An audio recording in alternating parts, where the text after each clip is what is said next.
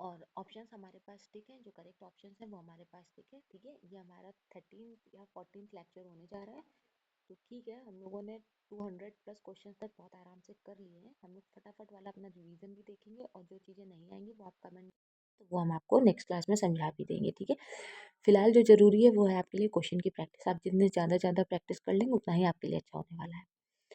Which domain of development relates to intellectual ability, मतलब कि बौद्धिक समस्याओं की जो बात कर रहा है, बौद्धिक समस्या यानी कि आपके संज्ञान की बात कर रहा है। ठीक है, अटेंशन है, मेमोरी है, प्रॉब्लम सॉल्विंग है, इमेजिनेशन है, क्रिएटिविटी, ये सब आप कहाँ से करते हो? ये सब आप दिल से नहीं करते हो, ये सब आप अपनी बुद्धि विवेक से करते हो, यानी कि आप संज्ञान से करते हो, कॉग्निटिव से करते हो। आपका ऑप्शन नंबर बी जो है वो बिल्कुल सही है। आगे बढ़ेंगे। सना ने अपनी कमीज का बटन बंद करने व कलम पकड़ना सीखने से पहले ग्लास और बॉटल को पकड़ना सीख लिया। देखो, कोई एक बच्ची है, ठीक है, वो पेन पकड़ना नहीं सीख पा रही है, मगर वो बॉटल पकड़ना सीख ले रही है। क्यों? क्योंकि जो डेवलपमेंट होता है ना, डेवलपमेंट की अपनी एक दिशा होती है। डेवलपमेंट एक अपने मतलब तरीके से बढ़ता है। जैसे कि डेवलपमेंट आपका सर से पैर तक का होता है, प्रॉक्सिमो डिस्टल कहते हैं, आपका अंदर ही से बाहरी होता है, सेफेलोकॉर्डल कहते हैं।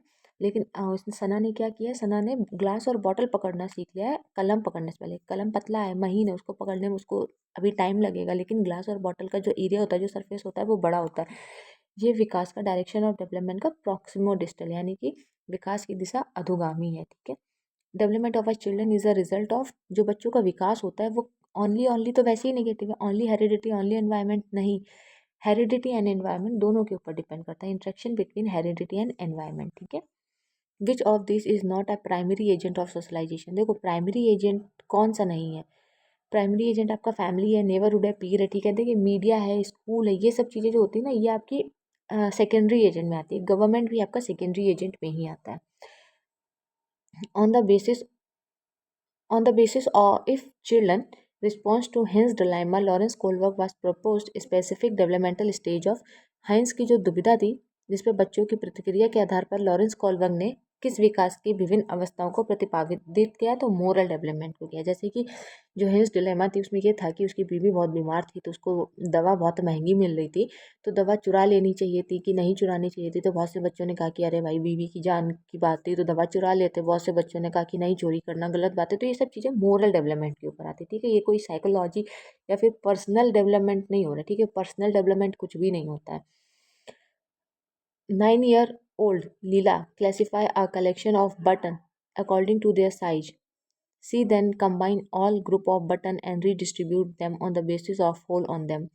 According to Jean Piaget theory of cognitive development, Leela is stage of development। देखो, ये चीज़ें ना, ये सब चीज़ें सीरिएशन की आती हैं। ठीक है, 9 वर्ष की जो लीला है उसने क्या किया? उसने बटनों को संग्रह किया, फिर उसके बाद उनके माप के अनुसार उनको वर्गीकृत कर दिया, यानी कि क्या कर दिया? उनको क्लासिफाई कर दिया। फिर उसने सभी समूह के बटनों को एकत्रित किया। फिर अब जैसे मान लो एक ग्रुप में कुछ बटनें आई, एक ग्रुप में कुछ बटनें आई, तो उसने सभी जो भी उनके ग्रुप्स बने उनको इकट्ठा किया। फिर उन्हें उनके छेदों के आधार पर दोबारा वितरित कर दिया। अब भाई, जिसमें छेद छोटे हैं या जिसमें छेद गोल हैं, तो उनके हिसाब से उसको फिर से उसने अलग कर दिया।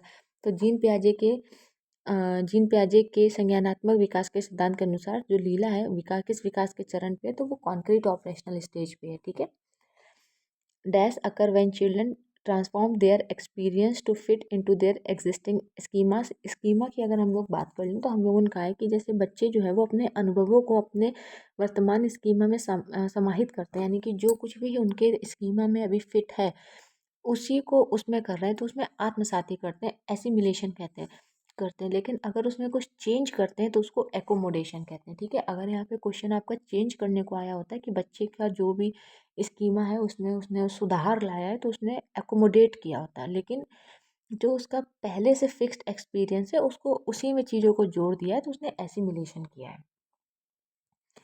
लेव Vygotsky theory of cognitive development is called a dash theory as he argues that children's learning take place in a context।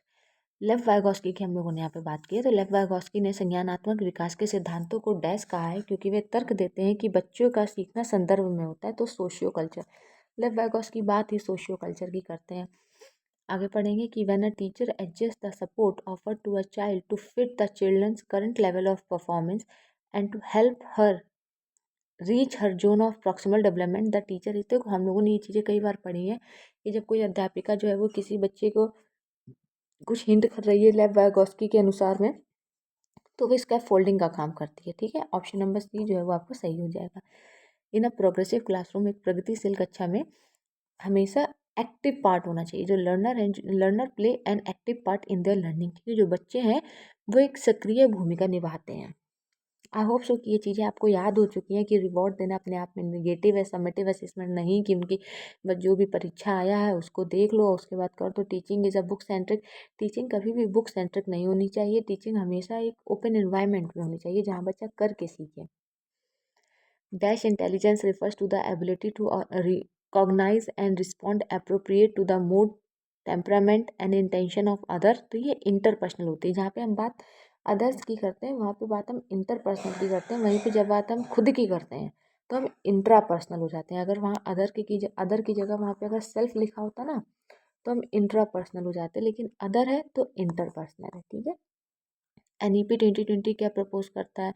तो बच्चों को उनके घर की भाषा में पढ़ाया जाए, उनकी होम लैंग्वेज में पढ़ाया जाए। आपका ऑप्शन नंबर ए जो है वो बिल्कुल सही है। School give preference to boys while selecting student for badminton competition and to girls for music competition. तो भाई ये जेंडर स्टेरियोटाइप की बात कर रहा है कि विद्यालय में बैडमिंटन प्रतियोगिता के लिए टीचरों ने लड़कों को देख लिया और संगीत के लिए उन्होंने लड़कियों को देख लिया। तो इसने क्या किया, इसने जेंडर स्टेरियोटाइप किया, यानी कि जेंडर रूढ़िवादिता की बात की है इन्होंने। Continuous and comprehensive evolution Intel which of the, सशक्त और व्यापक मूल्यांकन में इनमें से क्या शामिल है? सशक्त और व्यापक मूल्यांकन में तो planning on parameters and tool of evolution, meticulous record keep by the teacher, यानी कि शिक्षक द्वारा सावधानी पूर्वक रिकॉर्ड अभिलेख को तैयार करना। अच्छा, और periodic testing and ranking of children. देखो ये चीज़ नेगेटिव हो जाती है कि आपने बच्चे को क्या कर लिया, रैंक कर दिया। ठीक है, ऑप्शन नंबर आप ए यहाँ पे हम देख रहे हैं, ऑप्शन नंबर ए के साथ में जाएंगे। What should be the underlying principle for assessment according to NEP 2020? राष्ट्रीय शिक्षा नीति 2020 के अनुसार आकलन के अंतर्निहित सिद्धांत क्या होने चाहिए? Optimizing learner and development for all student. Only अपने आप में नेगेटिव है, ओनली अपने आप में नेगेटिव है। रोड मेमोराइजेशन अपने आप में नेगेटिव है। ये सब चीज़ें मैंने आपको थाउजेंड्स ऑफ टाइम बताई हैं।